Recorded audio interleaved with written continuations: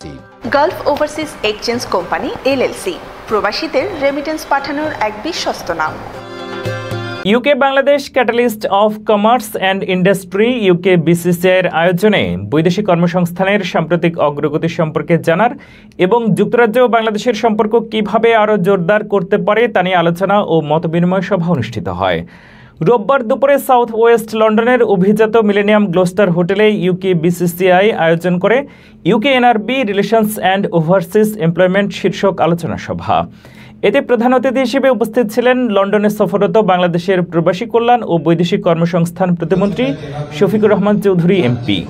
এ সময় তিনি প্রবাসীদের পুনরুজ্জীবিত করা সহ প্রবাসীদের যে কোনো সমস্যা পাশে থাকার অঙ্গীকার করেন।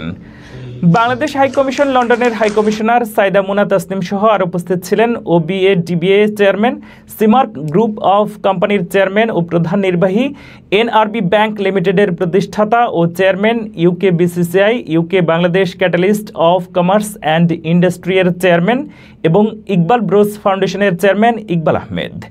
OBE-DBA president doctor MG Moula Miah, senior vice president Mohammad Jamal Uddin, vice president Pabel Kader Chowdhury, director of financial affairs Kamru Ali, director of legal affairs barrister Anwar Miah, director of international trade affairs Rubena Miah, director of membership and public affairs Saiful Alam, NTV Europe chairman Sabrina Hussain, London press club সভাপতি মোহাম্মদ জুবায়ের, সাধারণ সম্পাদক Taisir Mahmud, TV24 বাংলার প্রধান নির্বাহী মাসুদুর রহমান, যুক্তরাজ্যের কমিউনিটির নেতৃবৃন্দ।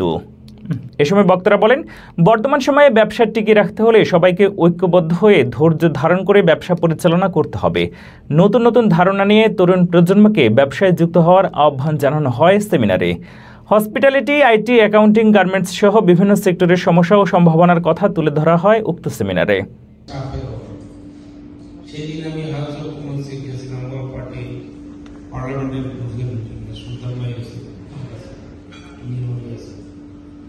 সেখানে আমাদের যে সমস্ত ইন্ডাস্ট্রিগুলো who imported the mango. So আমাদের আম কিন্তু ইন্ডিয়ান আম থেকে বেশি বিক্রি হয়েছে, কারণ আমাদের যে বেশি ইকোনমিক্স, আমাদের স্কেল ইকোনমিটা ভালো ছিল, যেহেতু আমরা বিমানে করে এনেছি, আমাদের কষ্ট কম হয়েছে।